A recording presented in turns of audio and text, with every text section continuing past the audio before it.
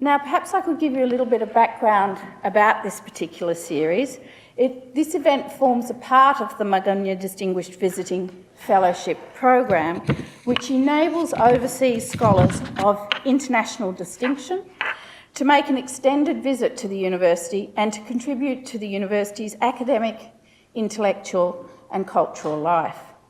The Magunya Distinguished Visiting Fellowship Program arose from a recommendation by the Russell and Mab Grimwade Magunya Fund Committee, the body responsible for the management of the Russell Grimwade bequest. We are in our debt to that organisation. While we look very much forward to Professor Rawlings' address tonight, the students at the Melbourne Law School will be privileged enough to join him in a master's class for an intensive co-talk with Professor Varujas commencing later this week. So we are grateful to you in so many different ways. Now, can I say a few brief words about Professor Richard Rawlings? A few. Just Only a few, please.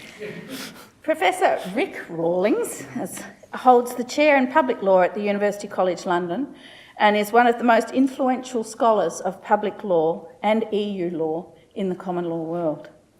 He's a Leverhulme Trust Major Research Fellow, Honorary Bencher, the Middle Temple, Fellow of the Learned Society of Wales, and Life Fellow of the Institute of Welsh Affairs. He was formerly legal advisor to the House of Lords Constitution Committee and currently serves on the Welsh Advisory Committee of the Law Commission and the Welsh Government's newly established Commission on Justice in Wales. He has many publications, and I will spare you listing them all, but the regulatory state constitutional implications, sovereignty in the law, and the process and procedure in EU administration are just three of the most recent titles penned by your eminent self. Professor Rawlings has also held visiting research and teaching posts at leading universities, including the University of California, Berkeley, National University of Singapore, University of Auckland, and dare I say, the University of Melbourne as well. We are proud, but particularly delighted to welcome you here and look forward very much to the lecture this evening. Thank you, Rick.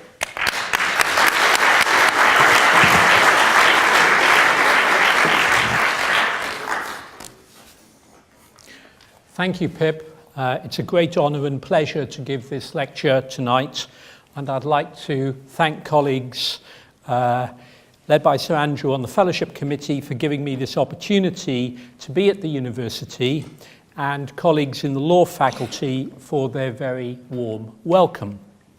In view of the publication yesterday of the draft withdrawal agreement between the EU and the UK, I must also congratulate the organisers for their remarkable perspicacity in setting the date of this lecture. I pass over the effect this morning on my blood pressure. My starting place this evening is what in the context of Brexit may be called a re-regulatory conundrum. For business and citizenry alike, there must not be a major vacuum as the EU legal vacuum as the EU epoch in domestic history comes to an end in the wake of the June 2016 Brexit referendum. As recognised in the European Union Withdrawal Bill currently at Westminster, there is, in other words, an undeniable need for re-regulation in the general sense of regulating anew or again across large swathes of public life, and more especially in multiple fields of market regulation. Bearing as it does on the future health, perhaps even consistent existence of the UK's multinational state, one of the most important and challenging sets of issues concerns re-regulation and the territorial constitution. Common EU frameworks have had the effect of providing common UK frameworks, so promoting free and frictionless trade inside what is otherwise an increasingly differentiated polity. How then to substitute for EU-based regulation so as to ensure the proper functioning of the domestic single market and also facilitate the negotiation of trade agreements post-Brexit, while at the same time respecting representative government systems in the three old Celtic lands, separately grounded through referendums in popular sovereignty, Scotland, Wales and Northern Ireland. Why, it may be asked, should this be of interest this evening down by the Yarra River? Other, of course, than by reason of deep and close historical association between our countries, and for some perhaps of personal heritage. One reason would lie in the immense comparative interest of the Brexit process, where we do see some familiar elements, in particular the emphasis on legal continuity.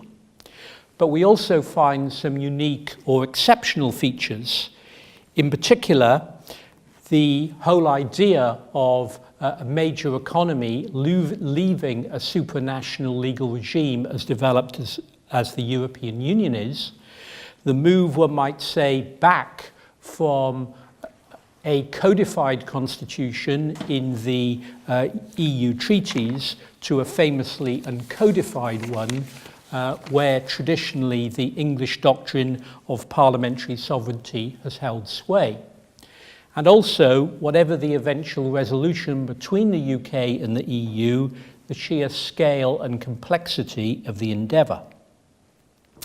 Another answer, of course, lies in Australia's ongoing strategic interest in the future of a very close friend and ally, one which in particular in London has one of the two preeminent financial global centres in the world. More directly, I will be emphasising the internal and external dimensions to Brexit and re-regulation and how they closely interconnect. Indeed, they're inextricably mixed. And we will see, for example, how future patterns of international trade involving Britain and, of course, Australia, for example, cast a long shadow on what is already becoming a deep constitutional, political and legal dispute between central government on the one hand and the devolved administrations in Scotland and Wales on the other. And in and of itself, straddling the internal and external dimensions, not least in light of the famous Good Friday Agreement, Northern Ireland duly provides some further twists, highlighted, but we will see not limited to, that most sensitive issue, the border with the Irish Republic. Against this backdrop, the discussion proceeds as follows. In section 2, I want to contextualise the re-regulatory conundrum by looking briefly at the abounding complexities and sensitivities of Brexit politics. Then in section 3, I'm going to try to establish some basic propositions concerning Brexit and the UK Constitution, highlighting the sea of uncertainty and major pressure points. Section 4 introduces competing prescriptions among the different centres of political authority in the UK, the major players. And we will see here different constitutional narratives and a thoroughgoing lack of trust. Section 5 identifies a number of elements in the construction of common market frameworks with reference to the EU experience, and so highlights for the future the wide field of policy choice in the UK. And then section 6 involves a more detailed analysis of the current dispute involving London, Cardiff and Edinburgh concerning the allocation of returning EU competencies, a controversy and a looming constitutional collision that bears directly on the future of UK governance.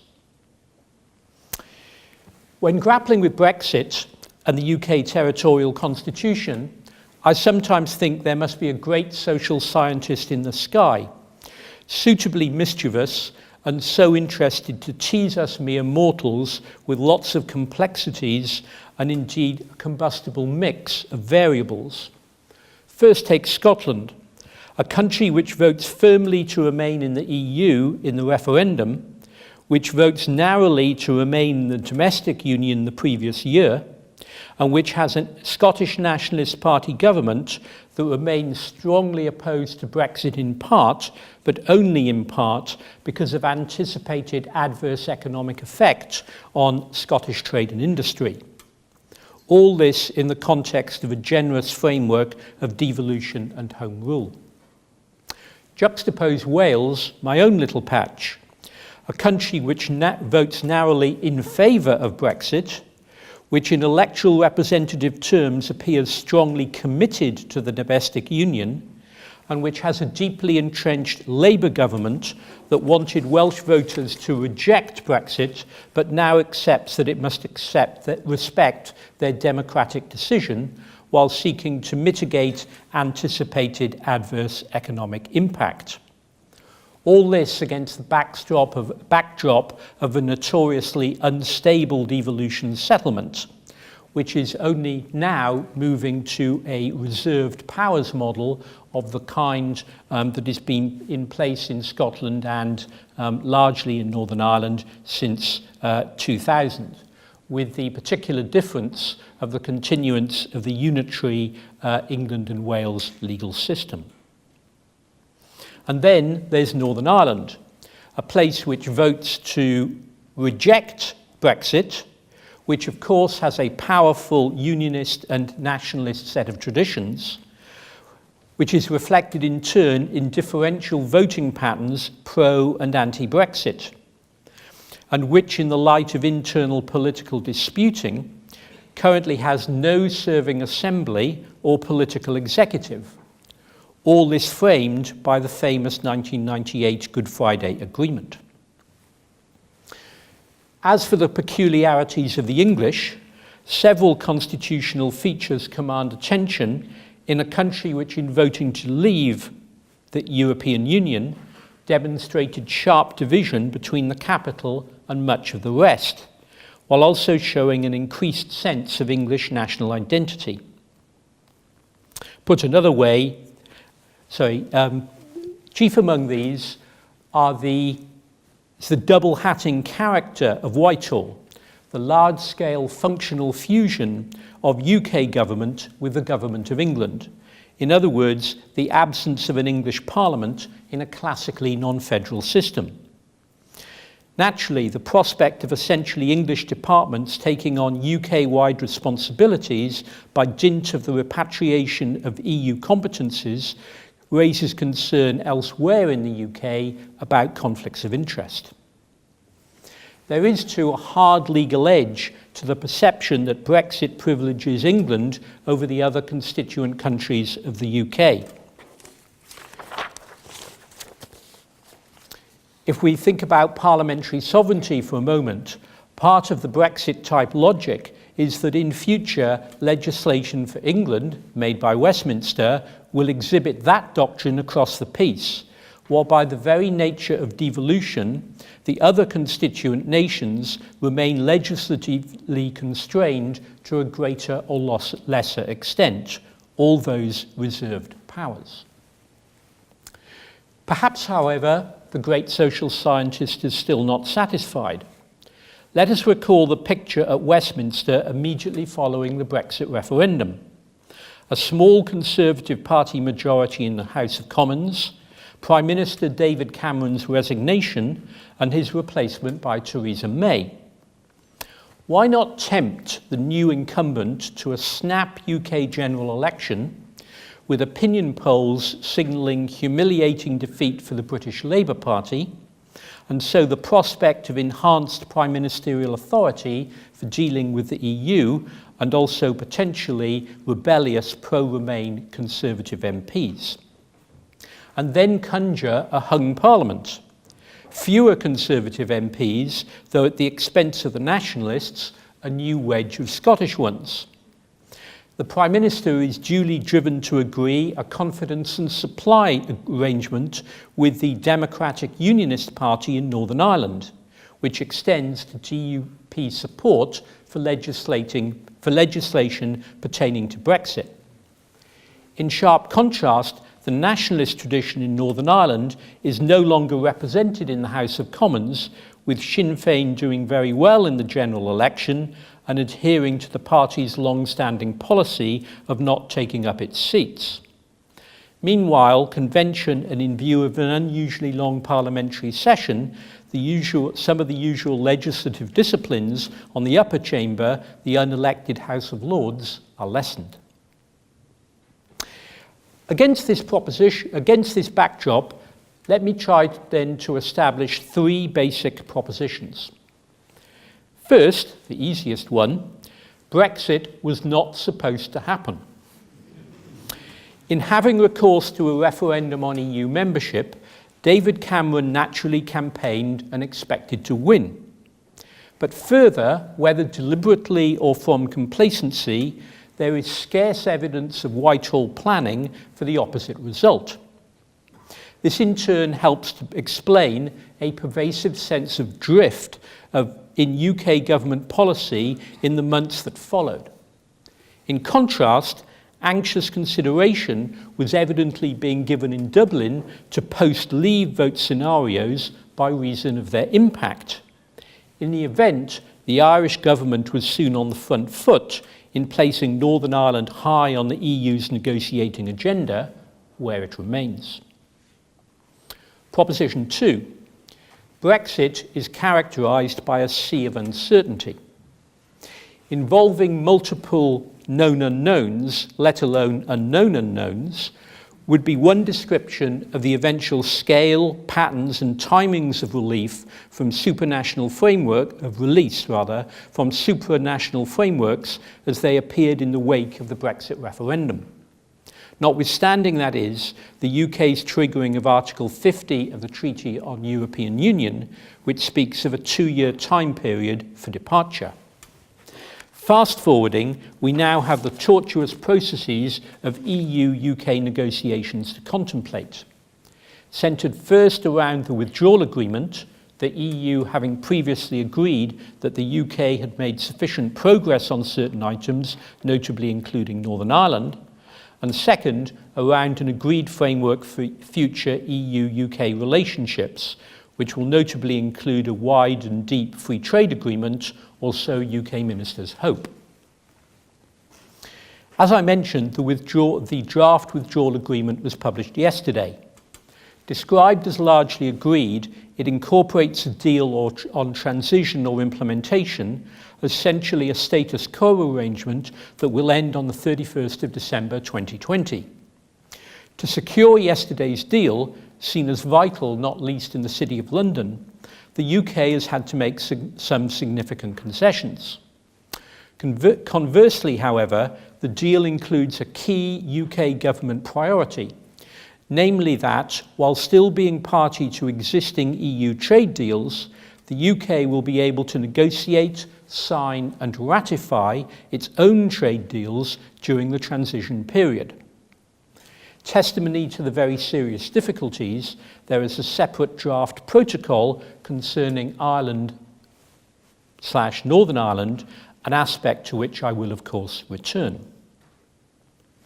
The sea of uncertainty, extending of course to the future EU-UK partnership, has had major implications for domestic legislative and administrative design in the next period. As the chief legislative vehicle hitherto for delivering Brexit in a traditionally dualist constitution, the UK government's withdrawal bill, currently being considered at Westminster, shows this very well. It has been designed to provide major elements of continuity and certainty, no legal vacuum, while also providing for sufficient flexibilities to cope with the truly huge task of re-regulation, not least in terms of hitherto directly applicable EU rules and regulations, which have had no individualised domestic provision. Looking more closely, the legislative policy of the withdrawal bill may be said to have 5 main prongs, which themselves involve some controversial constitutional and political choices. 1. Repeal the European Communities Act 1972, the foundation stone of UK membership. 2. Stabilise the domestic legal situation by use of a novel concept of retained EU law. 3. reprogram certain constitutional fundamentals. 4, empower multitudinous re-regulation by delegated legislation, including via so-called Henry VIII Clause powers for ministers to repeal or amend primary legislation. 5, occupy legislative and executive space at the expense of the devolved administrations, especially with a view to central ordering of the UK's own internal market.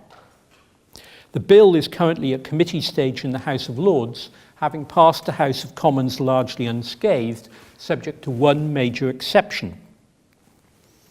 Practical implementation of the withdrawal agreement by UK ministers has been made subject to a requirement of prior statutory approval by the UK Parliament of the final terms of withdrawal.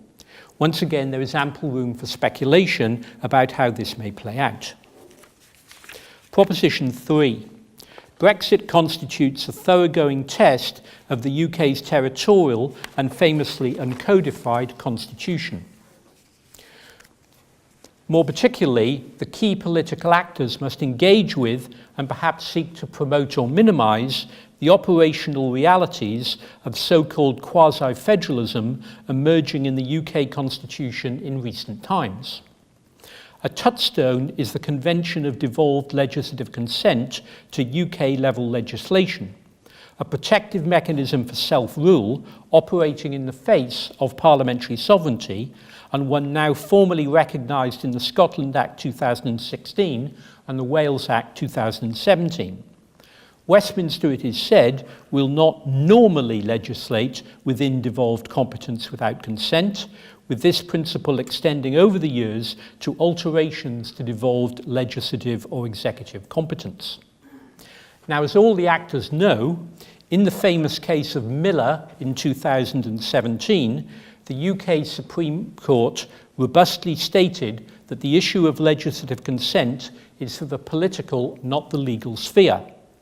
As such, the formal legal capacity of Westminster to proceed without devolved legislative consent is naturally a factor in the different calculations and strategies. Conversely, however, in a situation of ongoing serious tensions in the territorial constitution, one to which we see the Brexit process adding mightily, the wider risks to the UK of thereby fostering resentment by going forward without devolved legislative consent, in other words, possibly sowing the seeds of yet more discord, can scarcely be overlooked. These too would be uncharted waters. But what it may be asked of the domestic intergovernmental machinery, the different formats of the so-called Joint Ministerial Committee, JMC, established by New Labour as part of the new devolutionary arrangements at the turn of the millennium. Disjointed, unstable, discretionary, ripe for central domination, lacking in transparency and accountability, the associated multilateral processes have been subject to a litany of complaint. Indeed, I once referred to the machinery as a proverbial black hole at the heart of the territorial constitutional architecture. At least in the early period, the Brexit process has served to underscore this, with a catalogue of political obstruction and administrative shortcomings on the part of the UK government, such that inputs by the devolved governments have been delayed or reduced. And looking forward, does regulation under the rubric of the UK single market, to use the term now increasingly used by UK ministers, not put a premium on effective and efficient forms of multilateral intergovernmental machinery, hitherto sadly lacking? I recently made practical proposals along these lines, extending to matters of international trade in which the devolved governments may have a keen interest. We touch here on a general theme, an ad hoc and piecemeal approach to constitutional development on the part of Whitehall, and more particularly, failure to articulate a coherent vision of the UK's territorial constitution.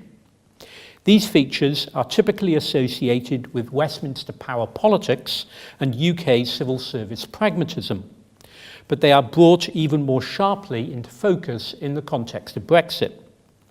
Conversely, Brexit can also be seen generating some sharper thinking about the nature of the UK as a union state, especially we will see in the market sphere.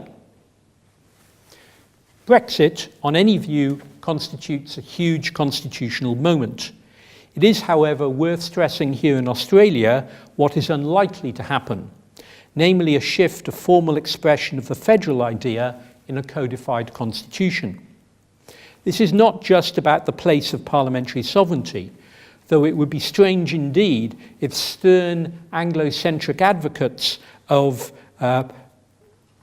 to rehearse the famous Leave slogan, "Take back control," suddenly gave up on parliamentary sovereignty. Given the demographics, powerful objections concerning governability within English Parliament continue to resonate. Nor for advocates of Scottish independence or a united Ireland is the Brexit process an obvious prompt in favour of some formally codified federal project, quite the opposite. Just mention the word Catalunya in Edinburgh.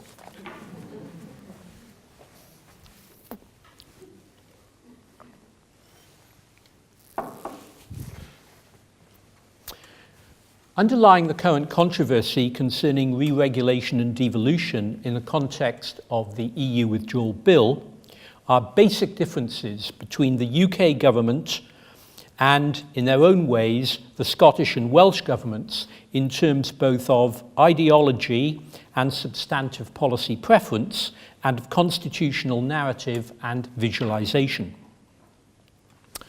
Much ink has been spilt on trying to second-guess the UK government's approach in the Brexit negotiations, and not surprisingly so, given the deep-seated differences inside the Conservative Party on European matters.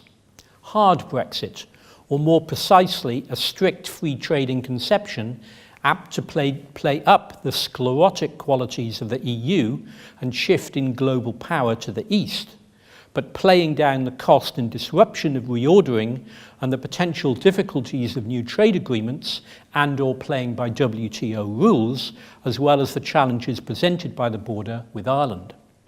Soft Brexit, or more precisely a mitigation strategy, apt to stress the ongoing business need for EU single market access and regulatory alignment, but as against take back control, implying the general place of the UK as a rule taker. The Prime Minister is typically seen steering in between. Specific policy lines have evolved, but Theresa May has consistently stood on two fundamentals. First, non-membership of the EU single market, which effectively denotes reduction of the overarching executive and supervisory power of the European Commission, and the overarching doctrinal power of the Court of Justice. Second, non-membership of the EU Customs Union, whereby the UK can strike its own trade deals. Far from introspection, this, according to Mrs. May, is the stuff of a truly global Britain.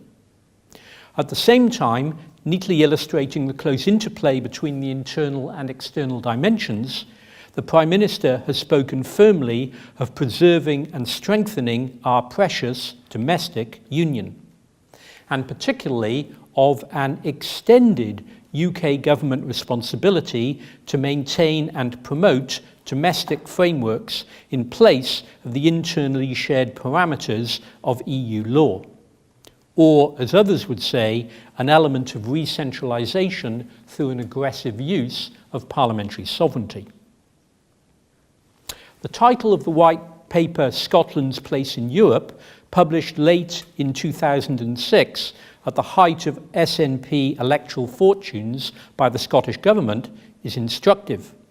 Founded on the strong Scottish vote against Brexit, this firmly nationalist policy document spoke in descending order of preference of an independent Scotland in the EU, of the whole of the UK remaining in both the single market and the customs union, and of separate Scottish participation in the single market, coupled with free trade with the rest of an exited UK. First Minister Nicola Sturgeon's not so subliminal message was the demand for a second independence referendum when, as could clearly be anticipated, the other options were rejected by London or proved impossible to achieve. In venturing the need for a fundamental reconsideration of the nature of the UK state in the wake of the Brexit vote, the Scottish Government's White Paper also points in the direction of a much looser confederal-type set of domestic constitutional arrangements.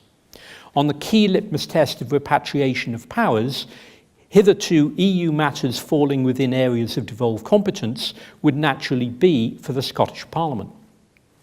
Even so, Scottish ministers were already envisaging a significant role for domestic cross-border frameworks in affected areas such as agriculture, food, and environmental protection.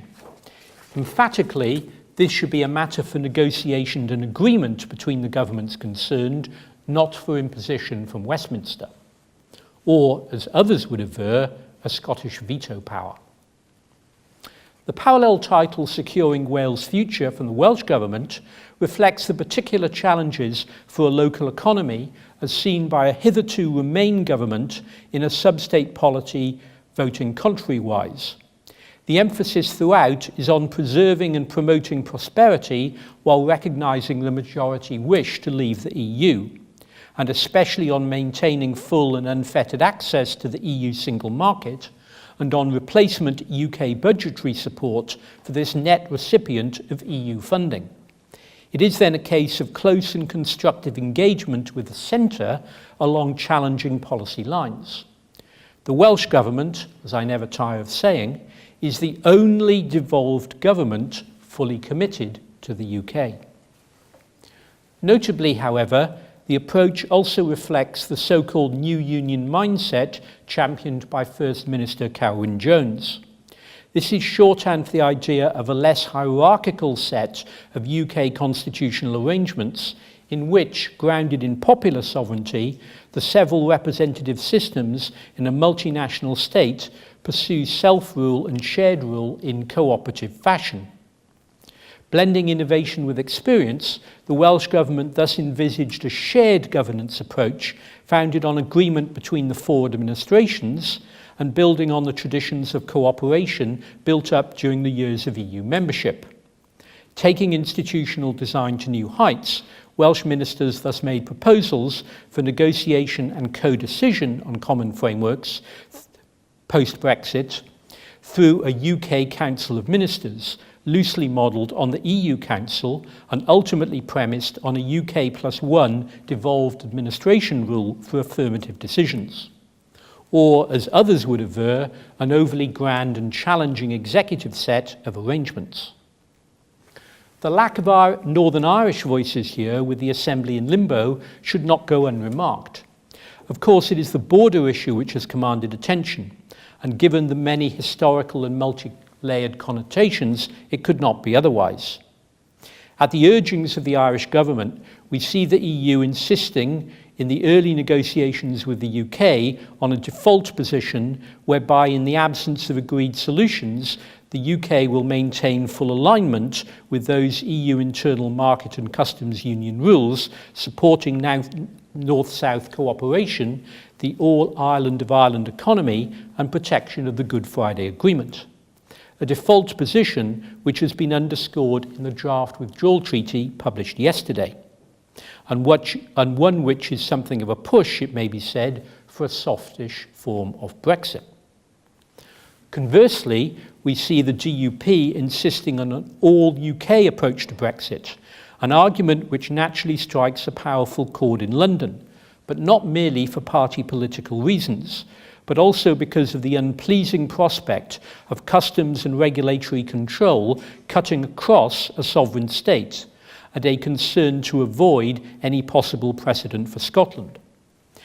As the introduction to the draft withdrawal treaty published yesterday solemnly observes, quote, "There is as yet no agreement on the right operational approach to the border," unquote, but, quote, "the negotiators agree to engage urgently," unquote.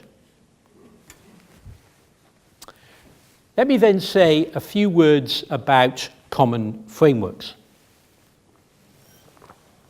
Depending, of course, on the nature of the subject matter, there may be powerful policy rationales in favour of domestic common frameworks, not only in terms of easy internal trade and the negotiation and compliance with free trade agreements, but also protection of common resources and national security, rights protection and access to justice, and the wider observance of international obligations. With Brexit, issues of fair competition and regulatory differentials command special attention. Likewise, issues of policy effectiveness, all those externalities, and also of administrative cost and capacity, especially in the devolutionary conditions of small country governance.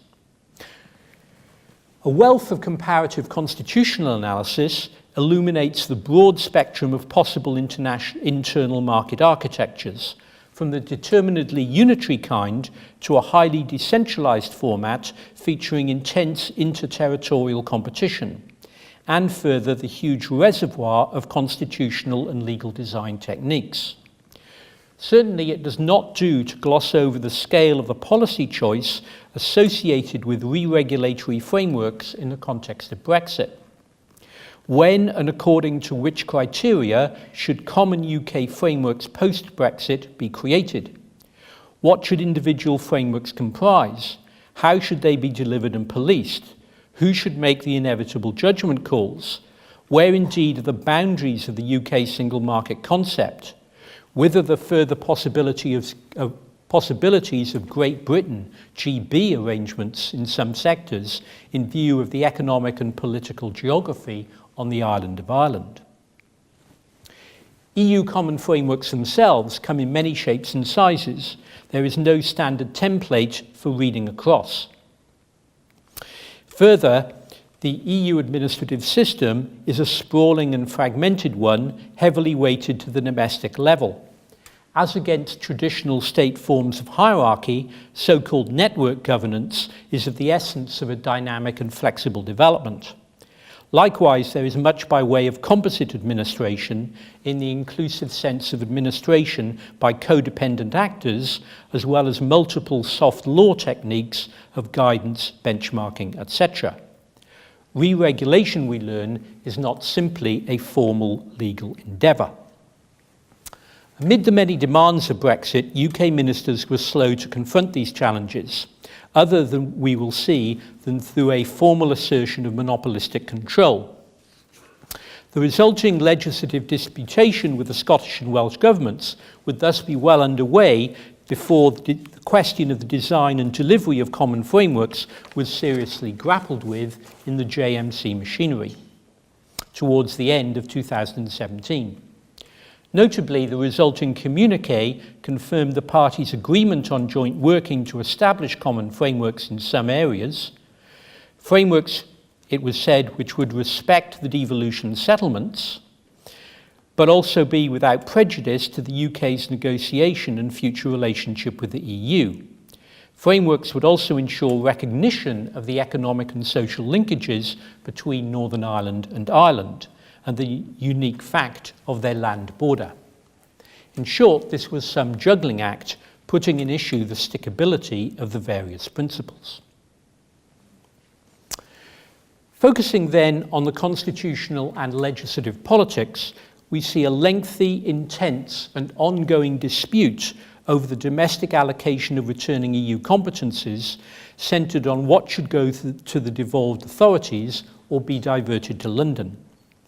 While there are echoes here of much in the history of federation, the twists and turns suitably illuminate the distinctive conditions in which this controversy over powers and hence policy spaces and institutional relationships is taking place. Several elements need highlighting. First, there is the emergence of a new Devo axis, with the nationalist Scots and Labour Welsh governments effectively joining forces to resist UK government territorial policy. Second, the protagonists may be central government and the two functioning devolved ones, but the outcome will again be of direct relevance for Northern Ireland as and when the devolved Assembly and Executive are up and running again. It is also important here to keep a sense of perspective. London stands to emerge from the Brexit process in a much more powerful position vis-à-vis Belfast, Cardiff and Edinburgh, regardless of how the current dispute with Cardiff and Edinburgh eventually plays out. Hardly new in the British context, the concept of economic union already conditions the territorial allocation of power as shown in the devolution legislation in the patterns of reservations to Westminster. London thus stands to acquire much by way of policy responsibilities repatriated from Brussels, including the core economic ones associated with the 4 EU fundamental freedoms of movement of goods, people, services and capital. Concern among the devolved administrations about the double-hatted nature of UK and English government is strengthened. Conversely, however, in the absence of corresponding amendment to the devolution statute, some major subject matters of Europeanised competence stand to be fully exercised in Belfast, Cardiff and Edinburgh. These notably include agriculture and fisheries, as well as economic development and environmental protection. The devolved legislatures and administrators have had an important role in implementation in these areas, though they have not hitherto exercised full policy responsibility, having themselves been created in the context of UK membership of the EU. Unhappy coincidence. These also tend to be areas where, especially for the pursuit of free trade agreements, UK ministers see it as, quote, particularly important to secure flexibility, unquote, i.e. control. Just possibly that great social scientist in the sky has been in action again. Not before time, UK ministers recently published a frameworks analysis. This identifies some 150 points of intersection of EU competencies with current devolutionary arrangements. These notably include a series of particularly sensitive policy matters, where for territorial and/or ideological reasons, the preferences of the several legislatures and administrations in the UK may be expected to diverge. One need only mention the likes of genetically modified crops, fish quotas, and, especially in view of the challenging geography in the 3 old Celtic lands, farm subsidies. The framework analysis also recalls the continuing asymmetrical nature of the 3 sets of devolutionary arrangements. Underscoring the importance of the current dispute for Northern Ireland, that set of arrangements in fact has the most number of intersections, followed by Scotland. Wales has considerably less, largely because of the unitary legal system of England and Wales. As for the course of the dispute between London and Cardiff and Edinburgh, it is appropriate to think in terms of constitutional ping-pong.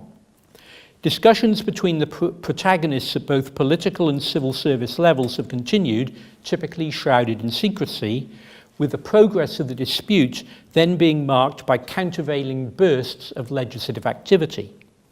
These successively involve 4 different types of model, which I will label 1, hold and release, 2, respect and collaborate, 3, devolve and freeze, 4, preempt and dare.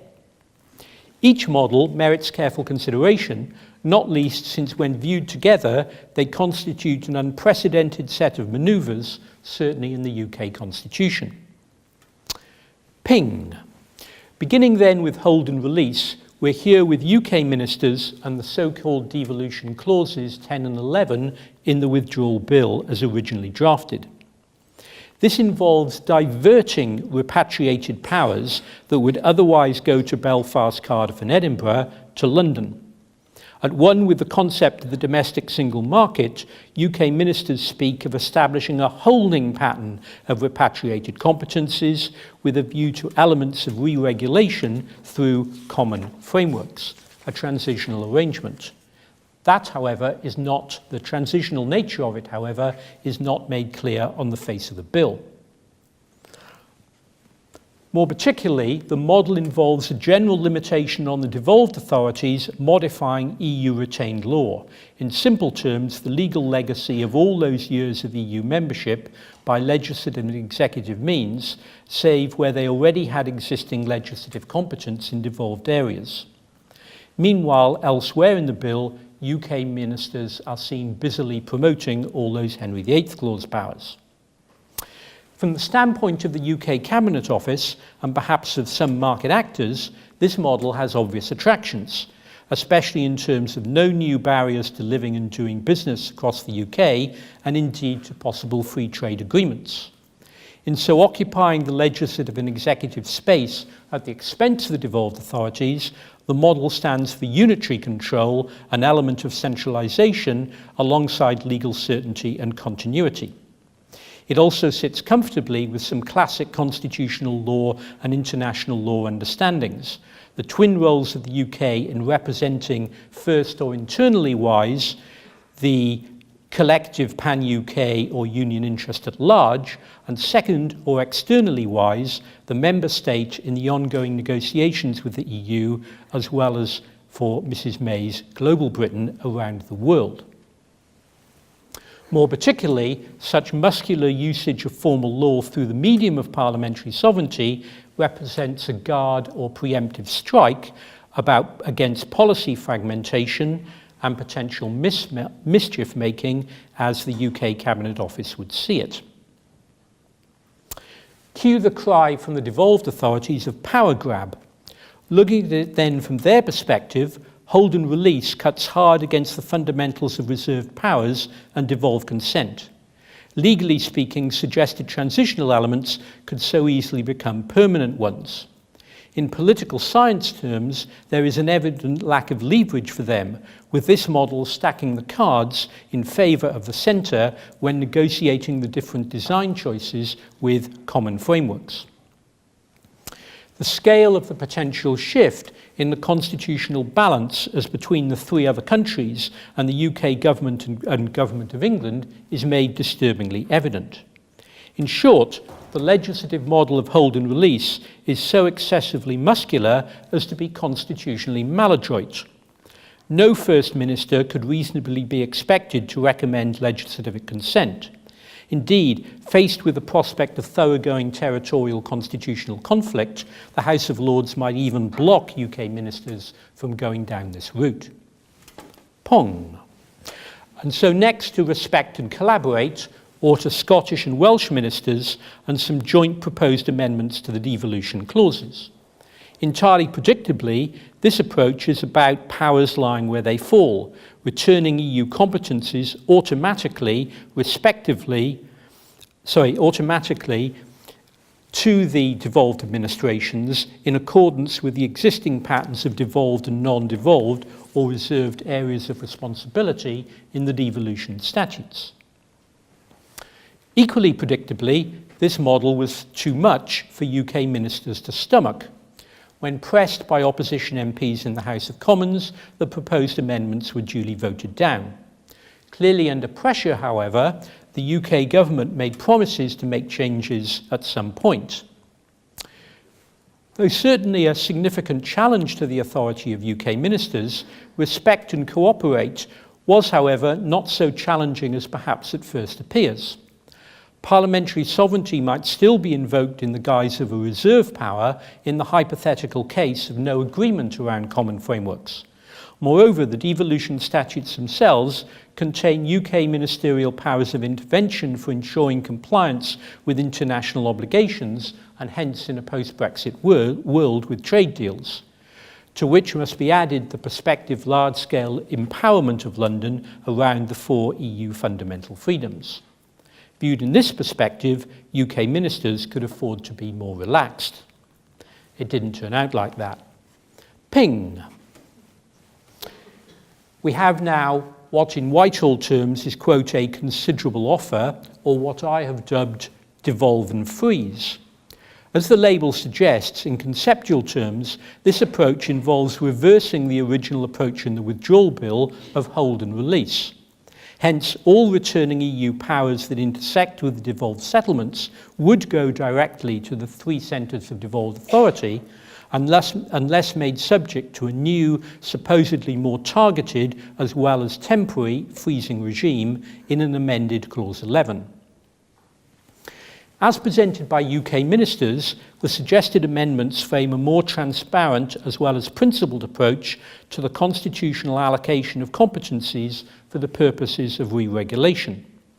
Grounded in the framework's analysis, the talk then is some 24 intersecting areas where consistency is deemed essential to protect the domestic common market and ability to fulfil the UK's international treaty obligations in the future, and hence the need here for a freeze according to pre-existing EU norms, so allowing space and time for the development of more substantive pan-UK arrangements in primary legislation. And yes, those responsibilities include the likes of genetically modified crops, fisheries management and farm subsidies, as well, for example, as animal health and traceability, food labelling and quality, toxic chemicals re-regulation, and public procurement. Following up on the earlier JMC communiqué, UK ministers also confirmed the conclusions of the framework analysis that many other areas can be left to the 4 countries, or again, simply made the subject of soft law in the form of memorandums of understanding. Yet what would be on the face of the amended legislation? The target areas are not specified in the suggested amendments. Rather, it is a matter for consultation with the devolved authorities and exercise of delegated powers by UK ministers, subject to the affirmative scrutiny procedure at Westminster. Nor is the transitional nature of the hold strictly guaranteed, it being instead signalled by a number of process requirements. Unsurprisingly then, the 2 devolved administrations consider the offer insufficient to warrant their legislative consent.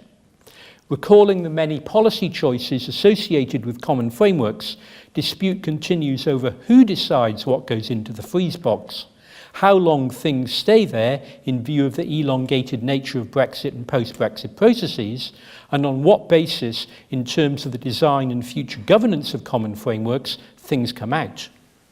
At root, for Cardiff and Edinburgh, the additional injections of process on offer fail to recognise the need for agreement, their consent, at successive stages of the re-regulatory process in relevant areas.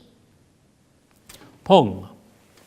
And so now to preempt and dare, or to what, adapting comparative constitutional terminology, represents an escalatory element of uncooperative devolution by the Scottish and Welsh legislatures. Since legislative and executive space stands to be occupied at our expense through the UK government's withdrawal bill, we will plant our flags there first. Such is the message of the European Union Legal Continuity Scotland Bill and the law derived from the European Union Wales Bill, the devolved government's own continuity bills rapidly processed using emergency legislative procedures and essentially mirroring the UK government's continuity legislation. This being politically advertised as a second best and protective fallback option, upping the ante or increasing the pressure on UK ministers to be more accommodating with their own continuity legislation is of the essence of this manoeuvre. It is not due to gloss over the legal complexities, a reason perhaps why the devolved administrations kept this card up their sleeve for as long as possible. Designing legislation to dovetail with a moving target in the form of the UK government's withdrawal bill is challenging, to say the least. Several features, however, are worth noting. Ideological difference. As against the UK Conservative government's legislative policy of excising it, Scottish and Welsh devolved law would retain a role for the EU Charter on Fundamental Rights post-Brexit. Keep pace provision. The devolved authorities would have delegated powers to reflect EU law in the post-Brexit period, so facilitating continuing regulatory alignment with the supranational internal market, with the implication of possible non-alignment in the domestic one. Deletion. There is some fast-track provision for repeal of the sub-state legislation. Whether the 2 continuity bills are themselves within devolved legislative competence is open to question. Indeed, when asked to give an opinion, the two presiding officers in the two legislatures came to different conclusions. Suffice it to add that the UK Supreme Court jurisprudence in devolution matters is topsy-turvy, though of course pro-union in character. To be a fly on the wall at Whitehall discussions of possible responses to the devolved continuity bills. Most obviously, but not mutually exclusively, choice one. Seek to avoid or move away from the path of constitutional collision, such that Cardiff and Edinburgh press delete, via further amendments around devolved consent, perhaps to do with dispute resolution machinery. Choice two, as seems likely to happen, judicialise the dispute, with the law officers in London invoking the special procedures for referral direct to the UK Supreme Court and possible quashing of devolved measures. Choice three, plough on remorselessly through the political legislative process, so reckoning to invoke parliamentary sovereignty to trump the devolved continuity legislation, while seeking ultimately to dispense with the need for devolved legislative consent, perhaps on the ground of abnormal conditions. Reflecting and reinforcing a pervasive sense of territorial constitutional crisis in the UK, we see then how matters have spiralled. Events continue apace in parallel with the EU negotiations. Last week, Theresa May met with the Scottish and Welsh First Ministers. No agreement was reached, though the mood music was perhaps more upbeat. Tomorrow, the two continuity bills should complete their passage in Cardiff and in Edinburgh. Just as the House of Lords debates Clause 11 of the Withdrawal Bill and the UK government's suggested amendments. Yes, it has already been dubbed Super Wednesday. Let me then draw to a conclusion.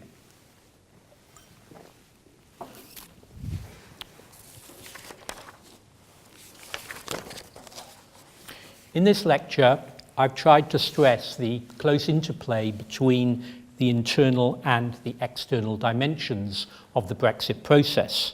The one cannot be understood without the other. And I've also tried to underscore the close intertwining of constitution and market, law and politics. I've also emphasised the sui generis nature of much in the development, in part because of the Brexit process itself, and in part because of the nature of the UK Constitution and the evolving and changing understandings of that uncodified constitution. And one must also emphasise the long-haul nature of all of this. Whatever happens with the formal Brexit process over the next couple of years, clearly the ripples are going to be felt for many years to come. I've also indicated that I think there has been a failure of statecraft on behalf of the UK government. The common sense case for some re-regulatory frameworks is, in my view, no excuse for constitutionally insensitive approaches to policy choice, institutional design, and practical delivery. One can see where the UK Cabinet Office was coming from in terms of the importance of continuity and concerns about ideological difference, and how it influenced them to try to shut things down. But in my view, by going so hard so early, they have essentially failed to recognise the competing constitutional narratives in other parts of the UK, and that there are problems of trust on the other side too, which, going down this route, has effectively doubled. And the indication of all this is the way in which UK government policy has ended up pushing the Scots and the Welsh so closely together. Looking on the bright side, there is clearly the possibility of potential positive development in the territorial constitution in the light of some of the controversy that I've been discussing. I think that there are opportunities, as I've suggested, in the area of shared governance, and I will hope against hope that some lessons have been learned here by the UK government. In relation to Northern Ireland, what I've tried to do is to broaden out the perspective of Northern Ireland, to emphasise that although, of course, the border issue is central, other elements need to be factored in as well, in particular, the issue of common frameworks, which may or may not include Northern Ireland, and the distinct lack of official voices from Northern Ireland in the process which I've been discussing. And I have also emphasised the many uncertainties and coincidences in the Brexit process. That great social scientist in the sky, well, he or she must be smiling. To conclude, this lecture has designedly covered a lot of ground, centred under the rubric of re-regulation on the dual elements of law and market design and the UK's territorial constitution. It is perhaps a sobering thought that this itself is only one part of the Brexit story. Such is the humongous nature of the enterprise. Yet enough has been said to show that it is a vital constituent part. How the current jostling for position between different centres of representative government in the UK plays out, and how the Northern Ireland aspect is or is not fudged, will have a direct bearing on the substantive nature of post-Brexit patterns of market regulation and international trading. Constitutionally speaking, the twists and turns of intergovernmental discussions, legislative ploys, and perhaps we will see Supreme Court decision, will inform and perhaps substantially alter the practices and understandings in future years. Moreover, Brexit is shown as having the potential to destabilise the UK's territorial constitution. Greater imbalance between the four countries, combined with the raising of old and new spectres in Northern Ireland, does not bode well in this regard. Brexit, Theresa May famously stated, means Brexit. But it may yet be asked, what is Brexit without the United Kingdom of Great Britain and Northern Ireland?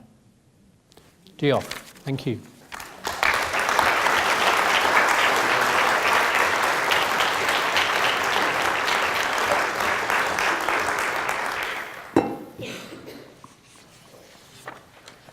Well, good evening, everyone, and thank you to Rick for such a rich and stimulating lecture on a complex topic. We now have a good amount of time for questions, and there's no shortage of things to discuss. So we're going to take 2 questions at a time, and if when you ask your question, you could please say who you are and where you're from.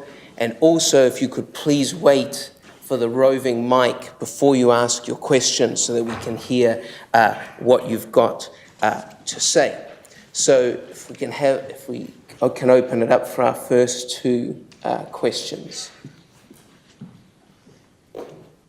Thanks, Cheryl Saunders, Melbourne Law School. That was great, Rick. It was fascinating, and I think we all need to think about it for quite some time. But I just wanted to ask you a question about Northern Ireland and your point about the absence of a voice. I mean, what is going on?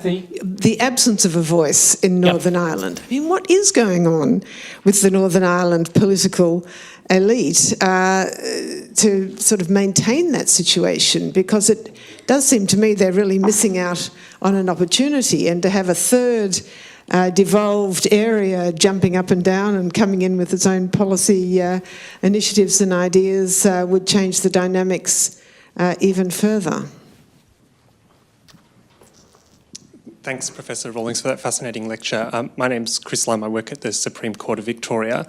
I'm just curious to know your views on the risk posed by King Henry VIII clauses and other sorts of legislation on the run to I guess, the ideas of parliamentary sovereignty and transparency that one expects at least some of those who might have voted for Brexit were voting for or thought they were voting for. Sorry, my views on Henry VIII clauses? Well, and in particular, the tension between King Henry VIII clauses and effectively giving large amounts of power to ministers to determine what the regulations should be, and the tension between that and the idea of parliamentary sovereignty. Yep. Okay, well, if I take those questions in order, Northern Ireland and voices. Well, clearly I was focusing in the lecture on public voices. And what we're faced with here is a real imbalance, because we don't have the assembly there, so we don't, in that sense, have the voices of the representatives being expressed. But at the same time, of course, and this is where what I was mentioning earlier on, if we then come back to the House of Commons, we've got a situation where there is no nationalist representation, but we have this confidence and supply arrangement with the DUP. So you could turn what I was saying, and you could say, well, behind the scenes, there may well be a lot of DUP voice going on, which one is not privy to. And it's that, so, you know, in one way one can say that the voice is absent, but in another way, one could, you know, one could take that a stage further and say that it's not only a problem of a lack of voice because the Assembly is not sitting, but that it underscores the imbalance because of that arrangement, right? And it's very interesting, I think, in that context to see the DUP upplaying their concern about some kind of border being drawn down the Irish Sea. But as I tried to say in my lecture, I would not want to reduce that to a purely party political consideration. I mean, if one goes down that route, we are talking about having some kind of sort of, you know, internal border inside the United Kingdom in relation to regulation and customs. And of course, the UK government would be concerned about what the response of Nicola Sturgeon might be to the possibilities of that kind of border. In relation to Henry VIII clauses, yes, I mean one of the major concerns has been about the scope of the Henry VIII clauses, and the point has firmly been made, well, how does this square with the idea of take back control? And that, are we not seeing here, well, perhaps it's coming back from Brussels, but then it doesn't seem to be coming to the UK Parliament. It appears to be going more to Whitehall. And that is a concern. And I mean, my own view on this is, and I think that this will run in the House of Lords actually, the way forward is a really strong sifting process. One has to accept that the UK government is faced with an extraordinary situation. Numbers, you know, estimates vary, but it is suggested that we will need something between 10,000 and 20,000 statutory instruments for the purposes of withdrawal. Because we, you know, for 40 plus years, we have been legislating on the basis of EU membership. And of course, there are all those EU rules and regulations which have direct effect. So the size of the task here is fantastic, right? And it seems to me that in those circumstances, one has to face up to the fact of wide-ranging Henry VIII powers. And when I talk about a sifting process, it seems to me not rocket science to suggest that what we need is a dedicated machinery of senior parliamentarians supported by the very good officials in the House of Commons and the House of Lords, taking a quick look and saying, okay, that's essentially technical. That one's actually really important, involves policy issues, and then moving it to appropriate procedures. And this is going to be a key battle in the House of Lords, because thus far the government has moved very reluctantly, predictably, on that issue. Okay, so yes, gentleman up the back in the blue shirt. Thanks. And Michael, yeah. Hello. I'm Tom Lumberg, visiting here from the University of Glasgow, School of Social and Political Sciences. I was just wondering, up there in Scotland, paying attention to all of this, what do you think Brexit could actually mean then for the chances of having a written codified constitution for the United Kingdom?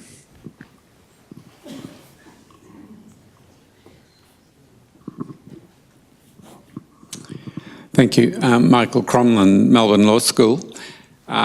Rick, you mentioned during the lecture that one of the consequences of the approach that the United Kingdom government's adopted so far has been to push Scotland and Wales closer together. And hitherto, devolution's really evolved in the United Kingdom in a way that was rather different for the two of those nations. Can you see some result here whereby a more uniform, or at least more closely coordinated approach is devised, and is any suggestion along those lines actually being made by the governments of Scotland and Wales? Yeah. Okay. So to take those first, the one about the idea of moving to a codified written constitution. Well, I mean, it depends obviously what you envisage in your codified and written constitution.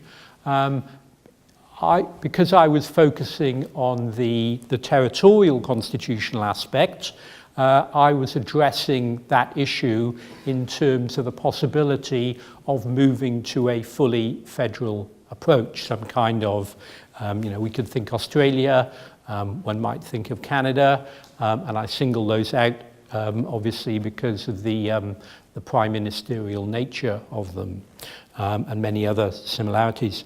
But as I tried to make clear in my lecture, that I just don't see that happening.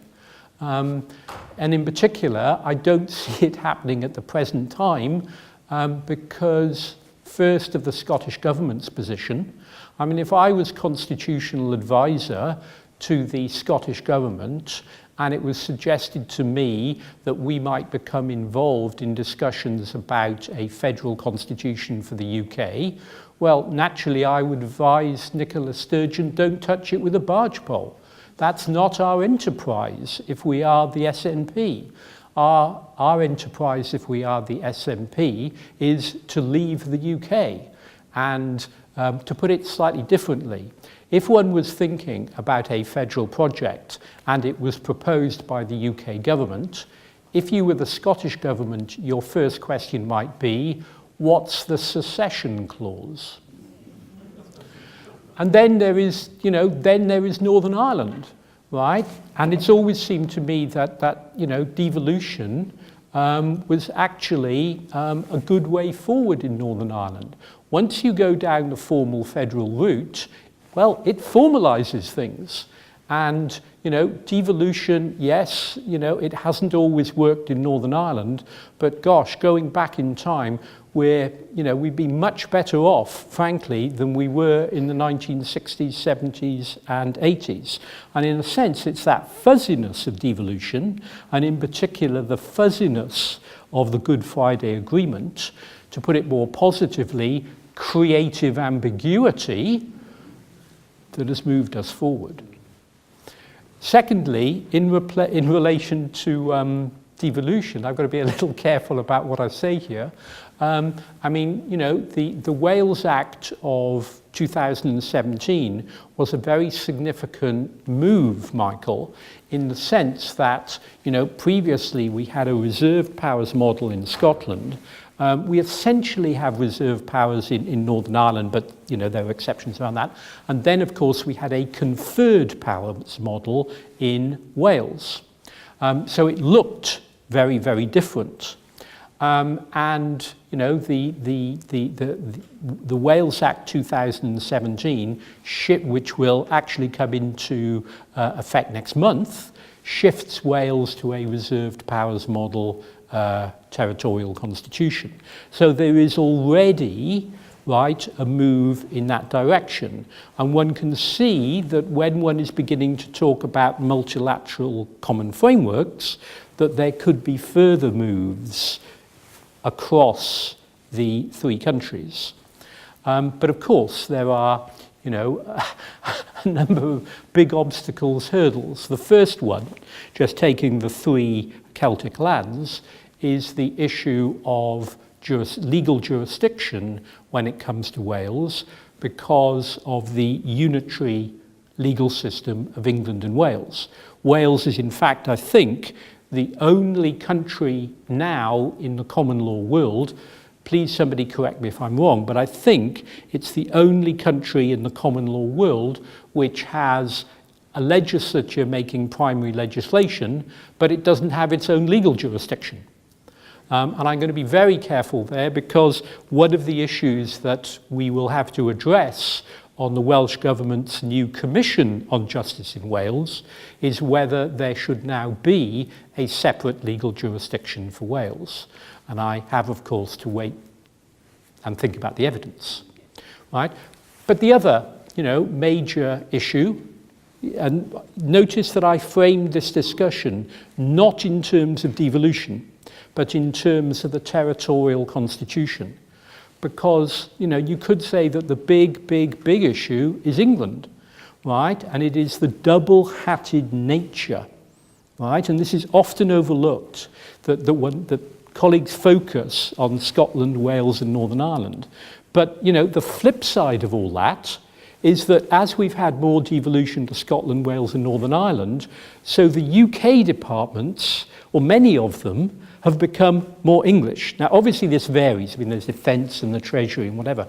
But if you look at health, for example, or education, the big spending departments, you are Secretary of State for Health.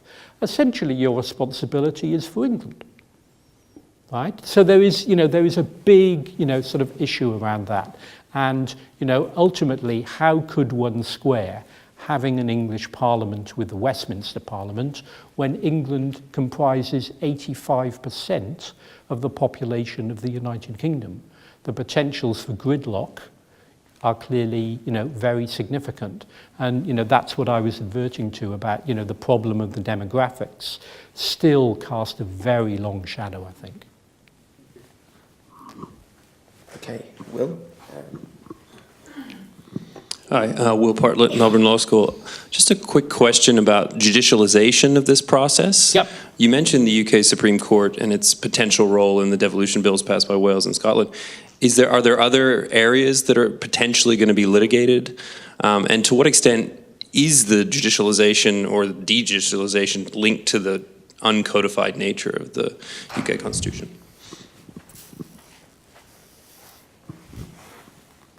Do we have a second question? Yeah, at the back there.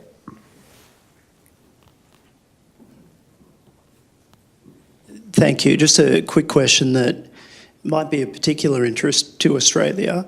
Do you see some of the considerations that you've outlined tonight incentivising or indeed even necessitating? Sorry, could you speak up? Sorry, Yeah, sure. Sorry about that. Thank you. Quick question that is perhaps of particular interest to Australia.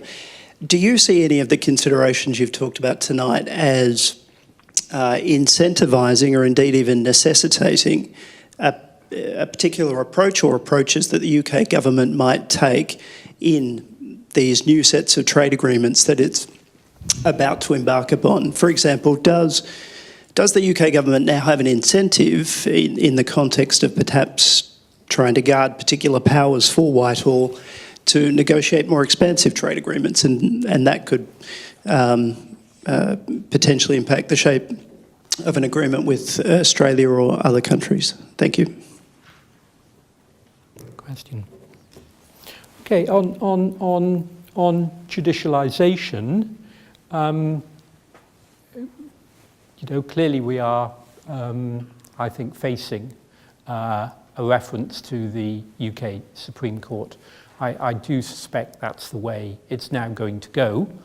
Though, of course, suppose that the UK government wins, and it may very well win, right? It would then come back to Westminster, and we're still faced with the issue of legislative consent. And as long as the Scottish and Welsh governments continue to dig in and stick together, at some point, the UK government will have to face that. And I do particularly want to stress that, because there are multiple players here, right? And the position of the House of Lords is going to be very interesting here. The unelected chamber, but it does regard itself as having a particular care for the Constitution. And it's the chamber where the government does not have a majority. Speaking frankly, it is stacked full of Remainers, right?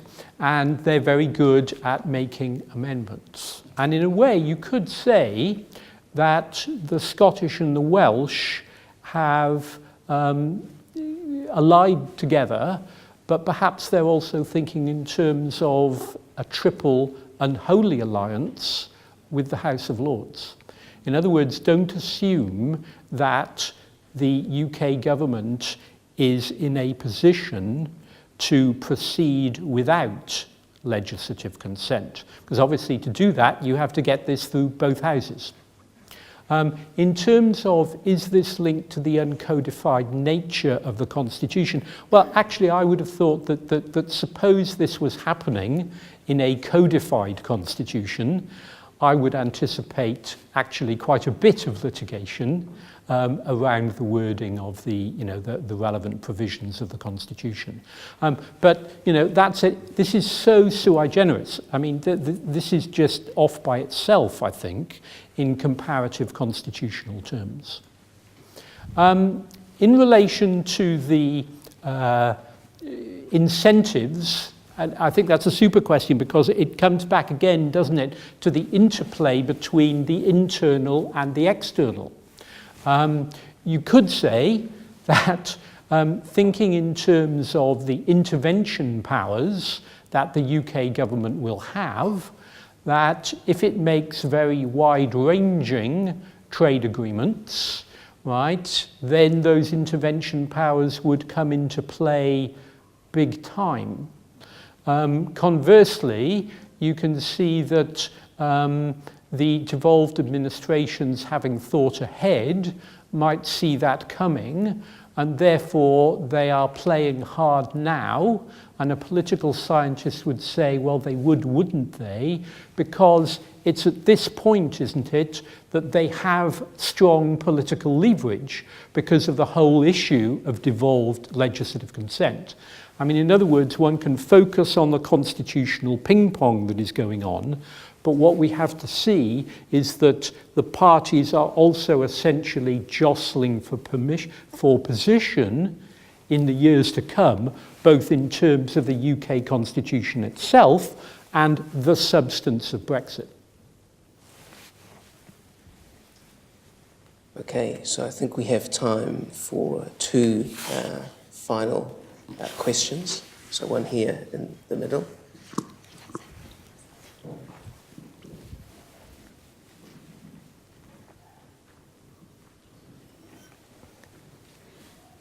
Thank you, Professor Rawlings, for a most interesting presentation. I'm just wondering, do you have a vision for the sorts of things that you've outlined being relevant to Australia, in the sense of if we ever got to an exit from our partnerships in our Asia-Pacific regions, I'm assuming you would forecast similar things happening. Would you like to comment on that? Okay. Do we have one last question? Yes, yeah.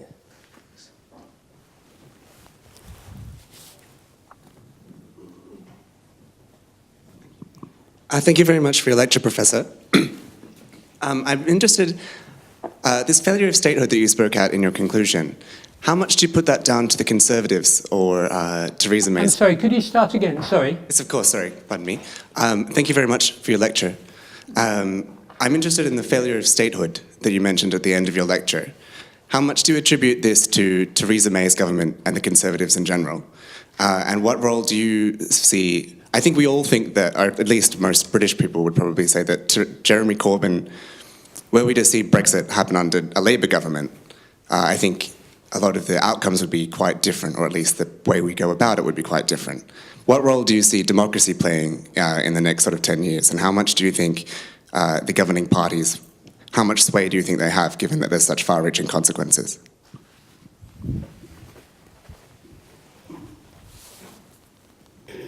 Okay, in relation to the lessons for Australia, I think it's actually difficult to read it across.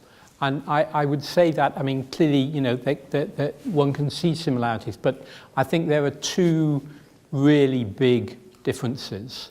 I mean, first, the sheer depth and scale of the European project, right? The way in which the competencies have developed, the administrative and governance networks have developed. It's a really intense project. And therefore, you know, withdrawing from it, I think, is qualitatively different.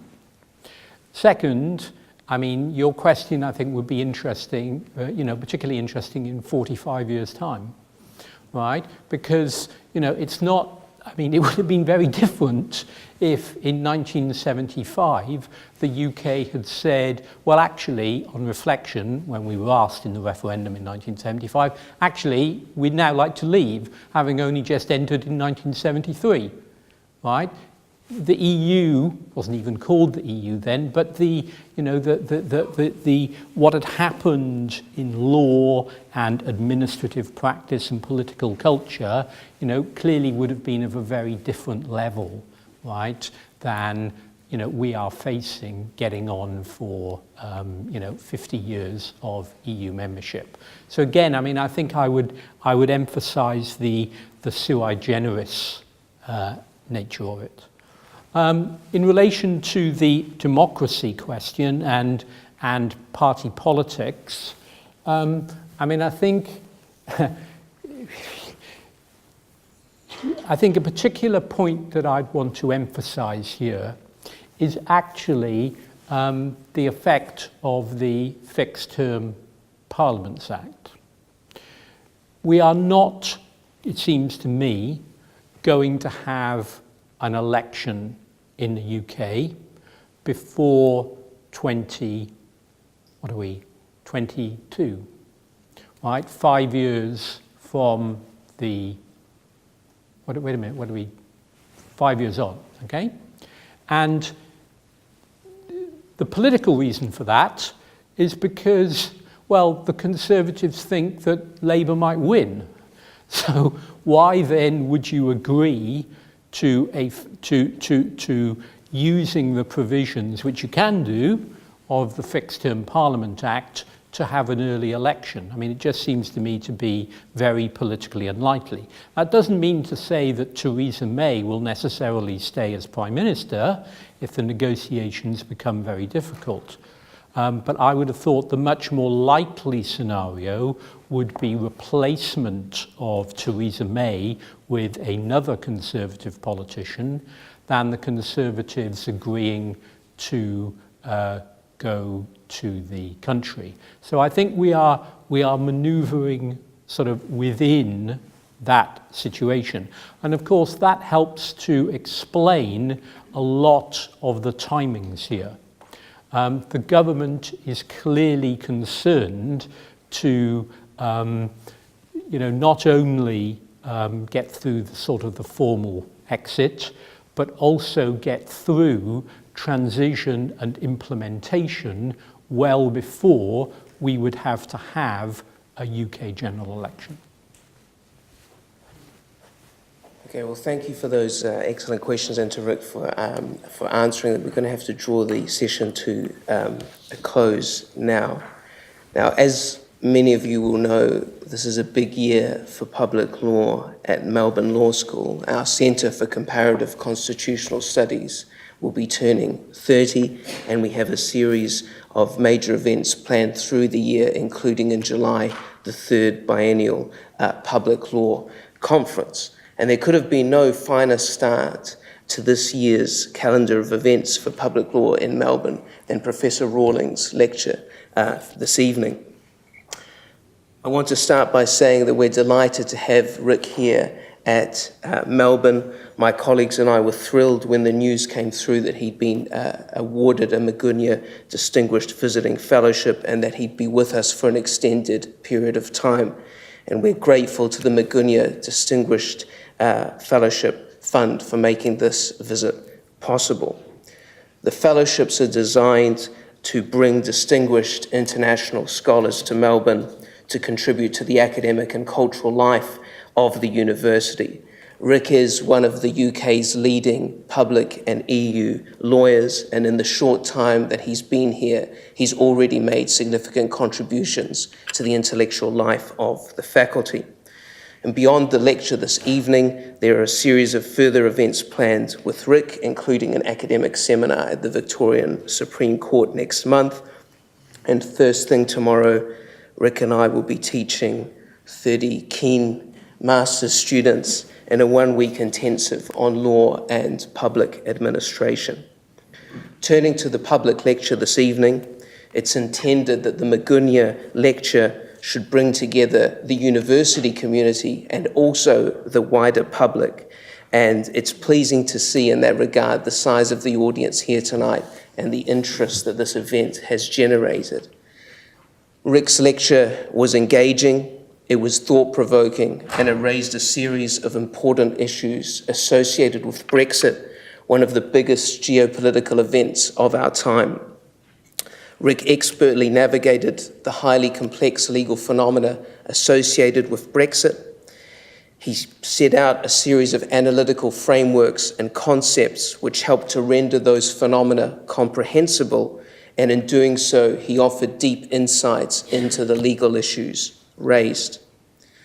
Rick placed the legal aspects of Brexit in their wider political, social, historical, and economic context, enriching our understanding of the legal issues and bringing to the fore the complex interplay between law, market, and politics within the United Kingdom's multi-layered constitution.